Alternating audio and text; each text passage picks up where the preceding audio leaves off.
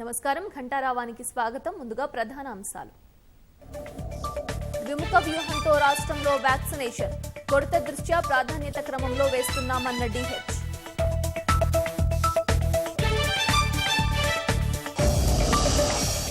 రాష్ట్రంలో భారీ వర్షాలకు నీటిపాలైన ధాన్యం. నల్గొండ జిల్లాలో పలు కొనుగోలు కేంద్రాలు జలమయం.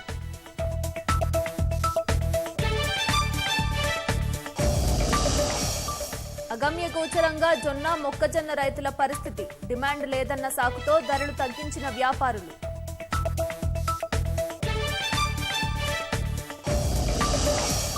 ఇంటింటికి రేషన్ను కేంద్రం అడ్డుకుంటుందన్న కేజ్రీవాల్.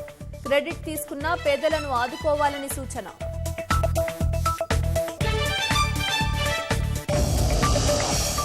బంగాల్ ప్రతిపక్ష నేత సువేందుపై దొంగతనం కేసు. ప్రభుత్వ కార్యాలయం నుంచి సామాగ్రి చోరీ చేశారని ఆరోపణ.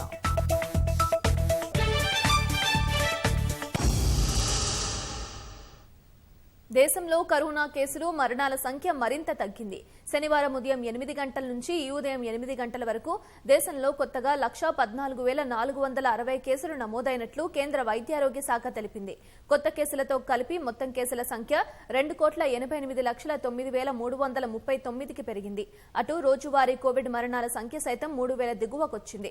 మరో 2,677 మంది కరోనాతో ప్రాణాలు కోల్పోగా ఇప్పటి వరకు 3,46,759 మంది కోవిడ్ సోకి మృత్యువాత పడ్డారు. వైరస్ బారి నుంచి కొత్తగా 1,89,232 మంది కోలుకోగా ఇప్పటి వరకు కోవిడ్ ను జయించిన వారి సంఖ్య 2,69,84,000కు పెరిగింది. కోలుకుంటున్న వారి సంఖ్య క్రమంగా పెరుగుతుండటంతో క్రియాశీల కేసుల సంఖ్య 15 లక్షలకు దిగువకొచ్చింది. ప్రస్తుతం దేశంలో 14,77,799 యాక్టివ్ కేసులున్నాయి. వ్యాక్సినేషన్ లో భాగంగా ఆదివారం ఉదయం వరకు 23,13,22,417 టీకా డోసులు పంపిణీ చేసినట్లు కేంద్రం వెల్లడించింది.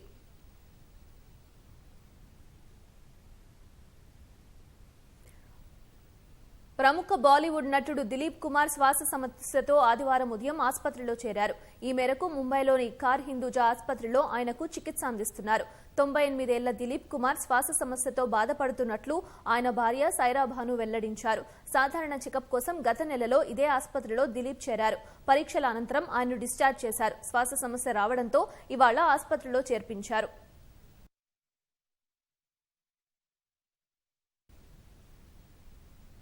హైదరాబాద్ మహానగరంలో అతిపెద్ద వ్యాక్సినేషన్ డ్రైవ్ జరుగుతోంది. హైటెక్స్ ఎగ్జిబిషన్ గ్రౌండ్ లో మెగా కోవిడ్ టీకా కార్యక్రమంలో ఒకే చోట 40,000 మందికి వ్యాక్సిన్ ఇచ్చేలా అతిపెద్ద డ్రైవ్ నిర్వహిస్తున్నారు.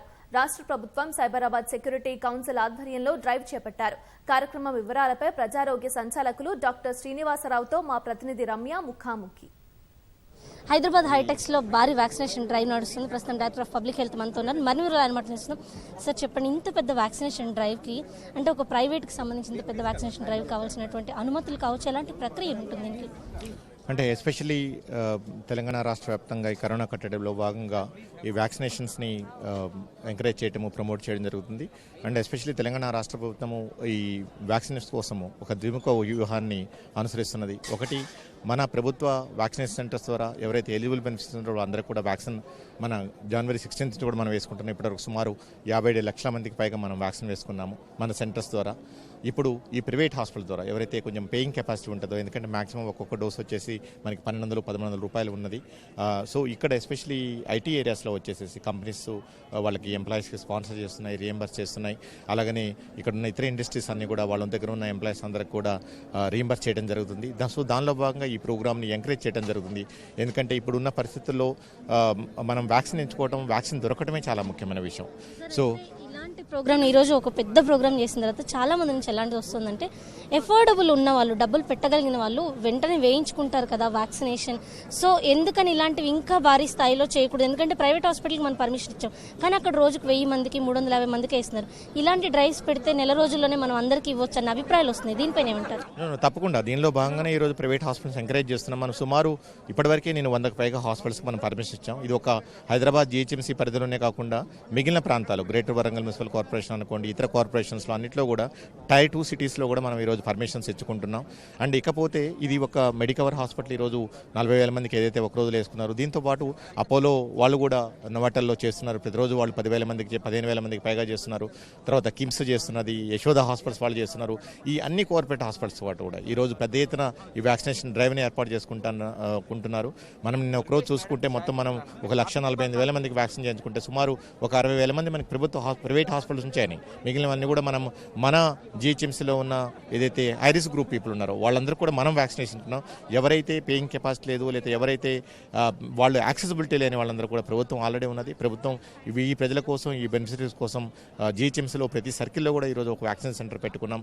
అలాగనే గవర్నమెంట్ కోవిడ్ వ్యాక్సిన్ సెంటర్స్ కూడా 1000కి పైగా రాష్ట్ర వ్యాప్తంగా మనం పనిచేస్తూ ఉన్నాయి.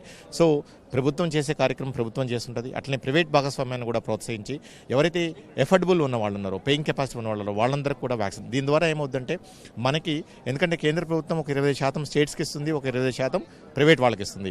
దాంట్లో 25%లో మన రాష్ట్రానికి ఎక్కువ షేర్ వచ్చేటట్లు మనం ప్రయత్నాలు చేస్తున్నాం. బోత్ భారత బయోటెక్ కంపెనీ అలాగనే సీరం ఇన్స్టిట్యూట్ ఆఫ్ ఇండియా రెండింటితో కూడా ఫెసిలిటేట్ చేసి ప్రైవేట్ వాళ్ళకు కూడా ఎక్కువ వ్యాక్సిన్ డోస్ రావడానికి కూడా మేము ప్రయత్నం చేస్తున్నాం. మనం ఇప్పుడు ఎవరైతే విదేశాలకు వెళ్ళే విద్యార్థులు ఉన్నారో వాళ్ళకి ఆల్రెడీ కాలేజ్ స్టార్ట్ అవుతున్నాయి కాబట్టి మనం వ్యాక్సినేషన్ డ్రైవ్ కండక్ట్ చేస్తున్నాం. అయితే చాలా మంది అక్కడ ఉద్యోగం చేసే వాళ్ళు వర్క్ ఫ్రమ్ హోమ్లో ఉన్నామని ఇక్కడికి వచ్చేసారు లాక్డౌన్స్ టైంలో. ఇప్పుడు వాళ్ళు ఎక్స్పెక్ట్ చేస్తున్నారు మాకు కూడా ఇస్తే, ఎందుకంటే బయట 3 నెలల టైం వెయిట్ చేయాల్సి ఉంటుంది కోవిషీల్డ్ తీసుకోవాలంటే. అలాంటి వాళ్ళకి ఏమైనా మనం వ్యాక్సినేషన్ డ్రైవ్స్ పెట్టే అవకాశం, ఎందుకంటే చాలా తక్కువ సంఖ్యలో ఉంటారు వాళ్ళు. తప్పకుండా యాక్చువల్గా మనం మొదటి నుంచి కూడా ఒక ఫేజ్డ్ మేనర్లో వెళ్తున్నాం, ప్రయారిటీ గ్రూప్స్ తీసుకొని వెళ్తున్నాం. అలాగనే ఈరోజు స్టూడెంట్స్ ఇబ్బందులు పడుతున్నారని చెప్పేసి 5వ తారీఖు నుంచి మనం ఆల్రెడీ ఆ పిల్లల కోసం కూడా మనం పెట్టుకున్నాం. అండ్ ఏదైతే ఇంటర్వెల్ ఉందో, డోసేజ్ ఇంటర్వెల్ ఉందో దాన్ని కూడా మనం సుమారు 12 వారాల నుంచి 4 నుంచి 6 వారాలకు మనం తీసుకొని రావడం జరిగింది. సో మిగిలిన ప్రయారిటీ గ్రూప్స్ వాళ్ళకు కూడా, వాళ్ళకి ఏమైనా ఉద్యోగరీత్యా కానీ ఇతరత్రా ఉంటే వాళ్ళకు కూడా తప్పకుండా వ్యాక్సినేషన్ అందించడానికి ప్రయత్నం చేస్తున్నాం. అండ్ వాళ్ళని ప్రైవేట్లో కూడా వ్యాక్సిన్ తీసుకోవడానికి అలౌ చేస్తాం ఎలాంటి ఇష్యూస్లో. ప్రస్తుతం మనం హైరిస్క్ గ్రూప్ మాత్రమే ఫస్ట్ డోస్ వ్యాక్సినేషన్ ఇస్తున్నాం. దాదాపు 20 రోజులు అయిపోతుంది మొదటి డోస్ వ్యాక్సినేషన్ నిలిపి. ప్రజలంతా కూడా ఈగర్గా వెయిట్ చేస్తున్నారు ఎప్పుడు మాకు ఫస్ట్ డోస్ స్టార్ట్ అవుతుంది. ఎందుకంటే ఎఫోర్డబుల్ ఉన్న వాళ్ళ సంగతి వేరు, ఎఫోర్డబుల్ లేని వాళ్ళ కోసం ఎదురు చూస్తున్నారు. 18 to 45 మనం ఇంకా అసలు స్టార్ట్ కూడా చేయలేదు. ఈ విషయంలో ఏమంటారు?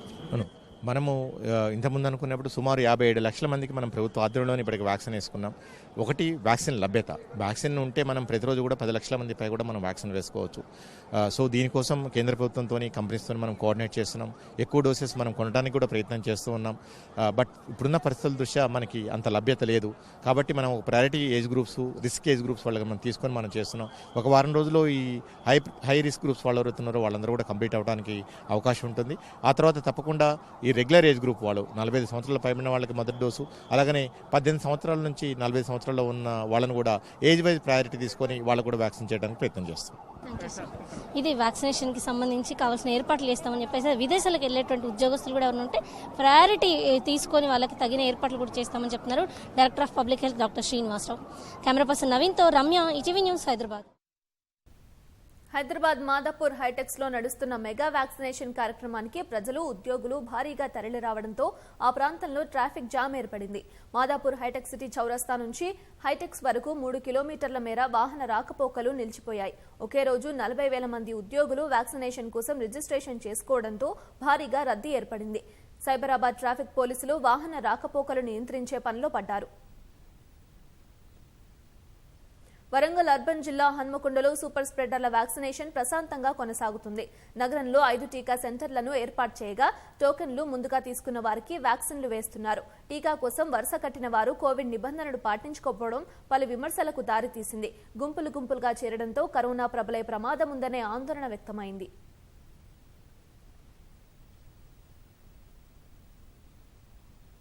హైదరాబాద్ లో లాక్డౌన్ సడలింపుల వేళ మార్కెట్లు కిటకిటలాడాయి. ఆదివారం కావడంతో ముషీరాబాద్ చేపల మార్కెట్ కు మత్స్య ప్రియులు బారులు తీరారు.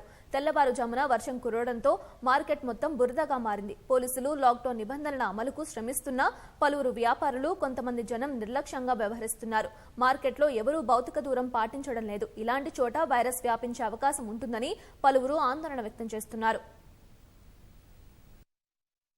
No social distancing at all.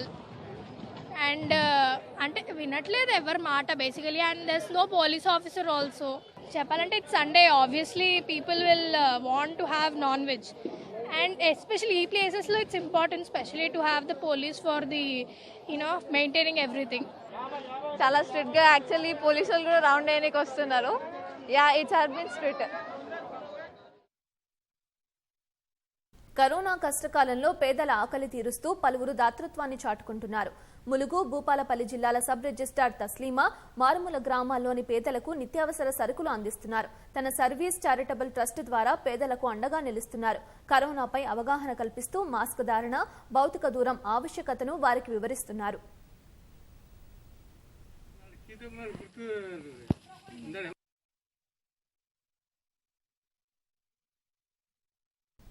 Corona నివారణకు రేపటి నుంచి మందు పంపిణీ చేస్తామని కృష్ణపట్నం ఆనందయ్య వెల్లడించారు. ముందుగా ఆంధ్రప్రదేశ్ సర్వేపల్లి నియోజకవర్గంలో అందించి అనంతరం మిగతా ప్రాంతాల్లో పంపిణీ చేయాలని నిర్ణయించినట్లు తెలిపారు. మందు పంపిణీపై తయారైన వెబ్సైట్లో ఎమ్మెల్యే కాకాని గోవర్ధన్ రెడ్డికి సంబంధం లేదన్నారు. దీనిపై తెలుగుదేశం నేత సోమిరెడ్డి చంద్రమోహన్ రెడ్డి రాద్ధాంతం చేయాల్సిన అవసరం లేదన్న ఆనందయ్య తనను రాజకీయాల్లోకి లాగొద్దని కోరారు. తెలంగాణ నుంచి యాదవ సంఘం వారు వచ్చి పరిశీలించి అభినందనలు తెలిపారని, వారిపై లాఠీచార్జ్ చేసినట్లు సోమిరెడ్డి చెప్పడం అవాస్తవమన్నారు. వివాదాల్లోకి లాగకుండా ప్రజల సేవలో సహకారం అందించాలని కోరారు. పర్మిషన్ వచ్చిన తర్వాత మొదట సర్వేపల్లి కాన్స్టిట్యున్సీకి ఇచ్చి తర్వాత బయట ఎక్కడికైనా డిస్ట్రిబ్యూషన్ చేయాలని ఒక నిబంధన పెట్టుకున్నాం. నేనే చెప్పా ఆ మాట గోవర్ధనానికి. మన నియోజకవర్గం పనిచేసిన తర్వాతే మేము బయట పంచుకుంటామని చెప్పి చెప్పడం జరిగింది. దీని మీద రకరకాలైన అపోహలు వస్తున్నాయి. వెబ్సైట్ కి గోవర్ధన్ రెడ్డి గారికి ఎలాంటి సంబంధం లేదు. సోమిరెడ్డి చంద్రమోహన్ రెడ్డి గారు ఎక్కువ చేసి చూపిస్తున్నాడు, ఆయనకి ఎలాంటి సంబంధం లేదు. దీని మీద మీరు అంత దూరం మాట్లాడాల్సిన అవసరం లేదు. నన్ను రాజకీయాల్లోకి లాగి నన్ను ఇబ్బంది పెట్టద్దు. మీరు ఏదన్నా కక్షలు కార్పుణ్యాలు పెట్టుకొని అది నా మీద ఎదజాలొద్దు. తెలంగాణ నుంచి యాదవ్ సంఘాల వాళ్ళు చాలా మంది రావడం, వాళ్ళని విజిట్ చేయడం, నాకు అభినందన తెలపడం జరిగింది. వాళ్ళకి ఎలాంటి ఆటంకాలు జరగకుండా వాళ్ళందరూ అభిమానాలు కోరుకున్నాము. వాళ్ళ మీద లాఠీ చార్జీ చేశామని చెప్పని చంద్రమోహన్ రెడ్డి గారు చెప్పడం టీవీలో చూశారు. అదంతా అవాస్తవం. సోమవారం నాటికి అన్ని జిల్లాలకి నేను కరోనా పేషెంట్లకి కిట్ మొత్తం పంపించేదానికి ఏర్పాట్లు జరుగుతాం. అరెస్ట్ చేసిన అన్నదాతలను విడుదల చేయాలంటూ బీకేయూ నేత రాకేష్ టికాయత్ హర్యానా తోహాన్ సర్దార్ పోలీస్ స్టేషన్ ముందు ధర్నాకు దిగారు. స్థానిక జేజేసీ ఎమ్మెల్యే దేవేందర్ బబ్లీపై కేసు నమోదు చేయాలని టికాయత్ కోరారు. ఎమ్మెల్యే బబ్లీ రైతులపై దుష్ప్రచారాడారని ఆరోపించారు. జూన్ 1న బబ్లీ నివాసం వద్ద ఘోరావ్ నేపథ్యంలో రవి ఆజాద్, వికాస్ సిసార్ అనే 2 రైతులను పోలీసులు అరెస్ట్ చేశారు. రైతులపై పెట్టిన కేసును ఎమ్మెల్యే వెనక్కి తీసుకున్నారని, అయినప్పటికీ అరెస్ట్ చేసిన జైలుకు పంపిన రైతులను పోలీసులు విడవడం లేదని టికాయత్ ఆరోపించారు. ఈ విషయంపై అధికారులతో మాట్లాడామన్న టికాయత్ రైతులను విడుదల చేస్తే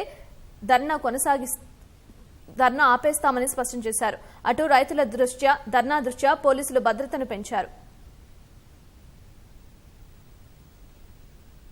ఈ నెల 15 నుంచి రైతుల ఖాతాల్లో రైతు బంధు సాయం జమ చేస్తామని వ్యవసాయ శాఖ మంత్రి నిరంజన్ రెడ్డి ప్రకటించారు. బ్యాంకుల విలీనం కారణంగా ఐఎఫ్ఎస్సి కోడ్ మారిన రైతులు ఖాతాల్లోనూ నిధులు జమ చేస్తామని ఓ ప్రకటనలో పేర్కొన్నారు. ఈ నెల 10 లోపు వ్యవసాయ విస్తరణ అధికారుల ద్వారా బ్యాంకు ఖాతాల వివరాలు సేకరిస్తామని తెలిపారు. రైతులు స్థానిక ఏఈఓలను సంప్రదించి బ్యాంకు ఖాతా, పాస్బుక్, ఆధార్ వివరాలు అందించాలని సూచించారు. ఈ నెల 10 లోపు పట్టాదారు పాస్బుక్ పొంది ధరణిలో చేర్చిన ప్రతి రైతుకు రైతు బంధు సాయం అందుతుందని నిరంజన్ రెడ్డి తెలిపారు. అన్నదాతలు ఎలాంటి ఆందోళన చెందవద్దని, అర్హులైన ప్రతి రైతుకు సాయం అందుతుందని స్పష్టం చేశారు. రైతుల కుంట వెలుగులు నింపే తొలకరి జల్లులు ఈసారి కన్నీళ్లు మిగులుస్తున్నాయి. ఆరుగాలం శ్రమించి పండించిన పంటలు భారీ వానలకు నీట పాలవుతున్నాయి. నల్గొండ జిల్లా దేవరకొండ నియోజకవర్గంలో ఇవాళ తెల్లవారుజామున కురిసిన వర్షానికి మార్కెట్ యార్డులు, ఐకేపీ కేంద్రాల్లోని ధాన్యం తడిసి ముద్దయింది. చింతపల్లి మండలం సర్సర్లపల్లిలో ఐకేపీ కేంద్రం చెరువు తలపిస్తోంది. కష్టపడి పండించిన పంట కళ్ల ముందే పనికి రాకుండా పోతుంటే రైతులు కన్నీటి పర్యంతమవుతున్నారు. ప్రభుత్వమే తమను ఆదుకోవాలని విజ్ఞప్తి చేస్తున్నారు.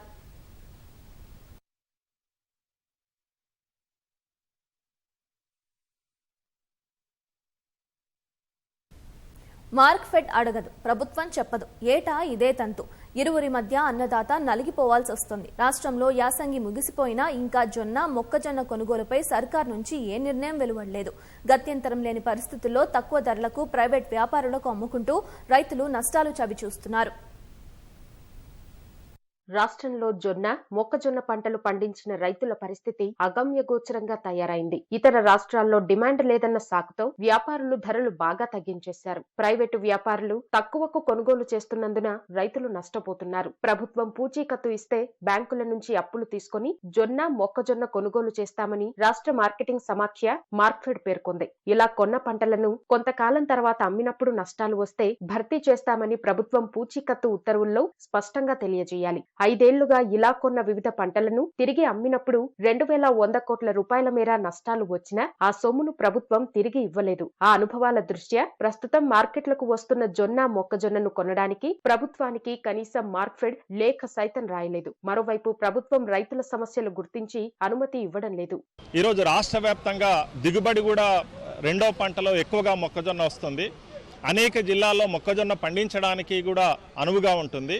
కానీ రాష్ట్ర ప్రభుత్వం ప్రకటన చేయకపోవడం వల్ల మార్క్ఫెడ్ కొనుగోలు అనేటువంటిది చేయడం లేదు.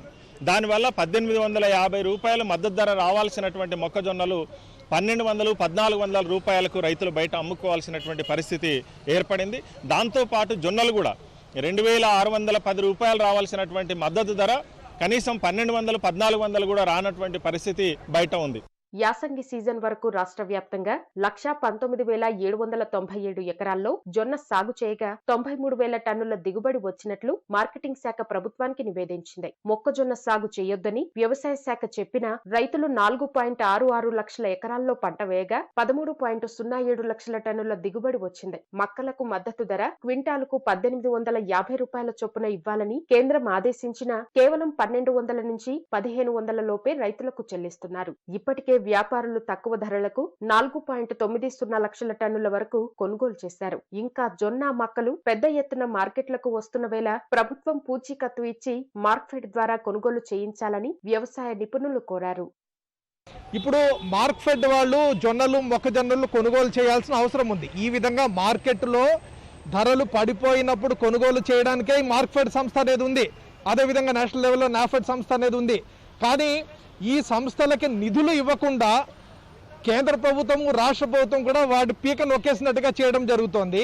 అదేవిధంగా మార్క్ఫెడ్, నాఫెడ్ సంస్థలు కూడా వాళ్ళ బాధ్యత నిర్వర్తించకుండా వాళ్ళు ప్రభుత్వం మీద చెప్పడం, ప్రభుత్వం వాళ్ళ మీద చెప్పడం ఇట్లాగే అవుతోంది. కానీ రైతుల పట్ల బాధ్యత ఎవరూ తీసుకోవట్లేదు.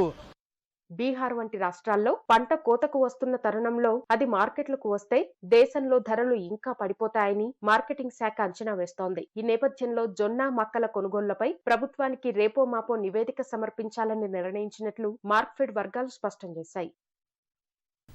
శంషాబాద్ విమానాశ్రయంలో భారీగా మాదక ద్రవ్యాలు పట్టుబడ్డాయి. 53 కోట్ల రూపాయల విలువైన 8 కిలోల హెరాయిన్ ను డీఆర్ఐ అధికారులు స్వాధీనం చేసుకున్నారు. ఖతార్ ఎయిర్లైన్స్ విమానంలో దోహా నుంచి వచ్చిన జాంబియాకు చెందిన మకుందా కరాల్గా అనే మహిళ వద్ద మాదక ద్రవ్యాలు స్వాధీనం చేసుకున్నారు. ఈ మేరకు నిందితురాల్ని డీఆర్ఐ అధికారులు అదుపులోకి తీసుకున్నారు.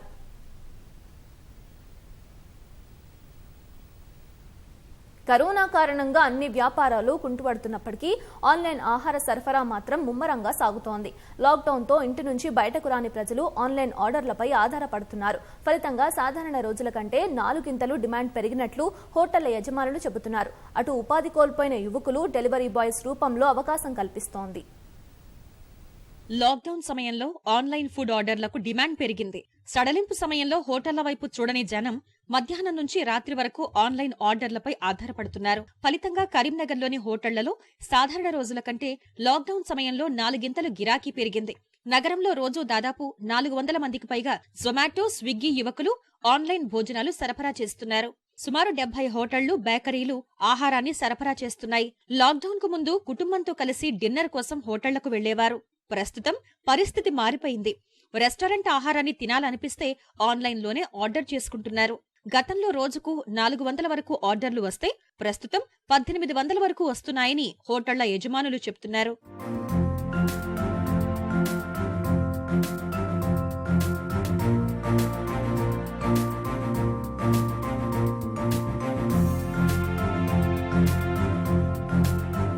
స్విగ్గీ స్విగ్గీ కానీ జొమాటో కానీ ముందు కంటే ఎక్కువ ఆర్డర్స్ వస్తున్నాయి. 200% ఆర్డర్స్ పెరిగింది. వాకిన్ కస్టమర్స్ ఎవరు చాలా తక్కువ రావడం జరుగుతుంది.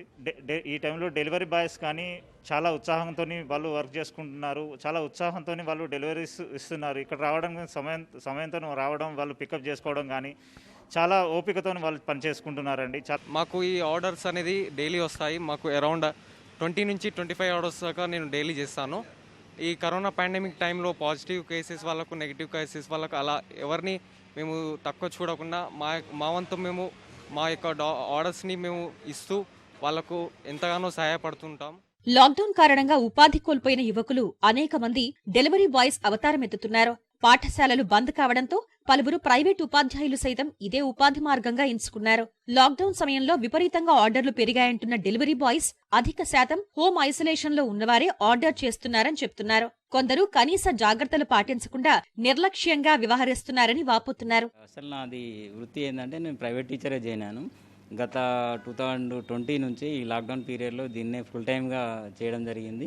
ఇప్పుడున్న పరిస్థితుల్లో ఇదే నాకు జీవనాధారం. ఎందుకంటే ప్రైవేట్ స్కూళ్ళలో జీతాలు లేక రకరకాల పనులు చేసుకుంటున్నారు. కానీ నాకు ఇప్పుడే నాకు ఇది జీవన వృత్తిలాగా నాకు ఉంది. ఈ కరోనా టైంలో ఇప్పుడు కొంచెం ఆర్డర్స్ బాగానే ఉన్నాయి. ఒక 100 ఆర్డర్లు వస్తే దానిలో 60 to 70 మాకు పాజిటివ్ కేసులు కనపడుతుంది. ఇక కొందరు తెలిసిన వాళ్ళు వాళ్ళు మమ్మల్ని అర్థం చేసుకొని అక్కడ దూరం పెట్టుకో బాబు అని చెప్తున్నారు. ఇక తెలియని వాళ్ళు అయితే వాళ్ళు డైరెక్ట్ ఫేస్ మా చేతిలోకి వెళ్ళి తీసుకొని మమ్మల్ని టచ్ చేసి కూడా తీసుకోవడం జరుగుతుంది. అప్పుడు మాకు ఒకసారి డౌట్ వచ్చి మేము హ్యాండ్ వాష్ చేసుకోవడం రకరకాల చేయడం జరుగుతుంది. నేను స్విగ్గీలో గత 2 సంవత్సరాలుగా డ్యూటీ చేస్తున్నాను. అయితే ఏంటంటే ఇప్పుడు ఈ కోవిడ్ సందర్భంగా చాలామంది పేషెంట్లు ఏంటంటే పాజిటివ్ ఉన్న పేషెంట్లే ఆర్డర్స్ పెడుతున్నారు. ఏంటంటే మాకు అక్కడికి పోయేదాకా కూడా తెలియదు. కొందరు కస్టమర్లు వాళ్ళు డైరెక్ట్ ఇంటికి రమ్మంటారు. వాళ్ళు ఆల్రెడీ కోవిడ్ తోటి ఉంటారు. వాళ్ళు పాజిటివ్లో క్వారంటైన్లో ఉన్న వాళ్ళు కూడా ఆర్డర్ పెడతారు. అయినా సరే ఇక మాకు ఏంటంటే మాకు తప్పదు. మీకు ఇప్పుడు మేము ఈ డ్యూటీ చేస్తేనే మాకు ఏదైనా బతుకుదెరువు లాంటివి ఉంటుంది. ఉపాధి లేక ఇబ్బంది పడుతున్న తమకు ఈ ఉద్యోగం ఆదుకుంటోందంటున్న డెలివరీ బాయ్స్ క్లిష్ట పరిస్థితుల్లో సేవలు అందిస్తున్న తమ కష్టానికి తగిన గుర్తింపు రావట్లేదని ఆవేదన వ్యక్తం చేస్తున్నారు.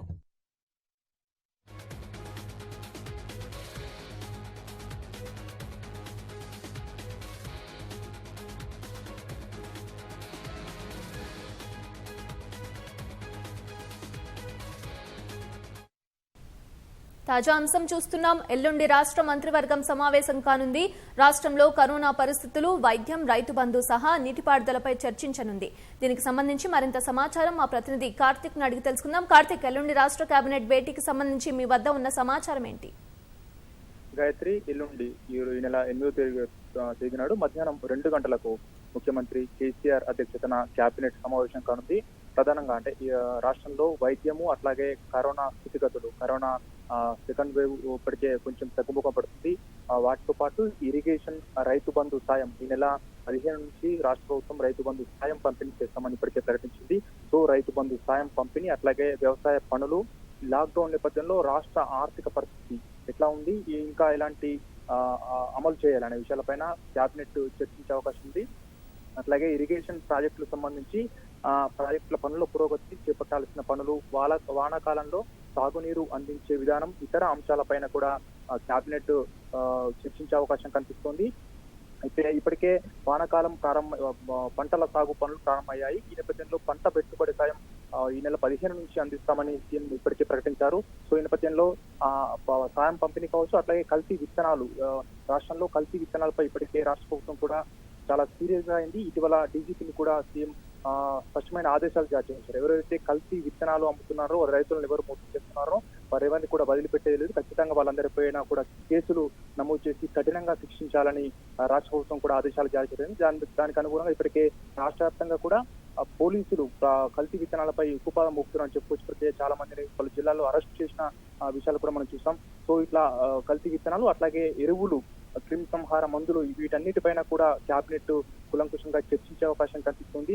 అయితే ప్రధానంగా ఈ నెల 9వ తేదీ వరకు రాష్ట్ర ప్రభుత్వం విధించినటువంటి లాక్డౌన్ ముగిసే అవకాశం ఉంది. సో ఇప్పటి వరకు 2వ వేవ్ లో కరోనా రెండో మొత్తం కూడా తగ్గిపోతున్న పరిస్థితుల్లో ఇంకా లాక్డౌన్ సంబంధించి లాక్డౌన్ పెట్టాలా, ఇంకేమైనా సడలింపులు ఇవ్వాలా, లేదంటే నైట్ కర్ఫ్యూ ఉంచాలా? ఎందుకంటే ఇప్పటికి కొంచెం సెకండ్ వేవ్ అంతా కూడా తగ్గుతున్న పరిస్థితి కనిపిస్తుంది కాబట్టి దీనిపైన కూడా ఒక క్లారిటీ తీసుకునే అవకాశం కనిపిస్తుంది. అట్లాగే థర్డ్ వేవ్ రానున్న రోజుల్లో నిపుణులు హెచ్చరిస్తున్నారు, థర్డ్ వేవ్ వచ్చే అవకాశం ఉంది. సో ఈ నేపథ్యంలో ఇంకొక 2-3 నెలల్లో థర్డ్ వేవ్ వచ్చే అవకాశం ఉంది కాబట్టి థర్డ్ వేవ్ సంబంధించి రాష్ట్ర ప్రభుత్వం పటిష్ట ప్రణాళిక అవలంబిస్తుంది. ఎక్కడ కూడా ఎలాంటి ఇబ్బందులు లేకుండా వైద్య సౌకర్యాలు అందించాలి, ప్రజలను ఎవరు కూడా ఇబ్బందులు పడకుండా ఏర్పాట్లు చేయాలి. దీనికి సంబంధించి కూడా తగు సన్నద్ధత ఏర్పాట్లు ఎట్లా ఉండాలి, ఇంకా ఎలాంటి వారిపై ఎఫెక్ట్ చూస్తుంది, ఆక్సిజన్ కావచ్చు, మందులు కావచ్చు, వీటన్ని కూడా ఎలా సమకూర్చుకోవాలనే విషయం పైన కూడా కూలంకుషంగా చర్చించే అవకాశం అయితే కనిపిస్తుంది. గాయత్రి, ధన్యవాదాలు కార్తిక్. సామాజిక మాధ్యమ దిగ్గజం ట్విట్టర్ మరో వివాదంలో చిక్కుకుంది. ట్విట్టర్లో ప్రముఖులకు ఉండే వాస్తవ ఖాతాలను అధికారికంగా ధృవీకరించే బ్లూటిక్ మార్కును ఉపరాష్ట్రపతి వెంకయ్యనాయుడు ఖాతాతో పాటు ఆర్ఎస్ఎస్ అధినేత మోహన్ భగవత్ మరికొందరు సంఘ్ ప్రముఖుల ఖాతాలపై నుంచి తొలగించడం వివాదాస్పదమైంది. ఈ చర్య పక్షపాతమని, సాంకేతిక ఫ్యూడలిజం అంటూ ఆర్ఎస్ఎస్ వర్గాలు భగ్గుమన్నాయి. ఈస్ట్ ఇండియా కంపెనీ మాదిరిగా ట్విట్టర్ వ్యవహరిస్తోందని మండిపడ్డాయి. ఉపరాష్ట్రపతి ఖాతాపై బ్లూటిక్ మార్కు తొలగించడం రాజ్యాంగ పదవిని ధిక్కరించడమేనని కేంద్ర ఐటీ శాఖ విమర్శించింది. దేశ సహనాన్ని పరీక్షించవద్దని హెచ్చరించింది. విమర్శలు వెల్లువెత్తడంతో బ్లూటిక్ మార్కును పునరుద్ధరించిన ట్విట్టర్ ఇది కావాలని చేసింది కాదని వివరణిచ్చింది. 6 నెలల పాటు ఖాతాను ఉపయోగించకపోతే నిబంధనల ప్రకారం ఆ గుర్తింపు దానంతటా అదే రద్దవుతుందని తెలిపింది. అయితే ఈ వివరణపై ఆర్ఎస్ఎస్ వర్గాలు సంతృప్తి చెందలేదు.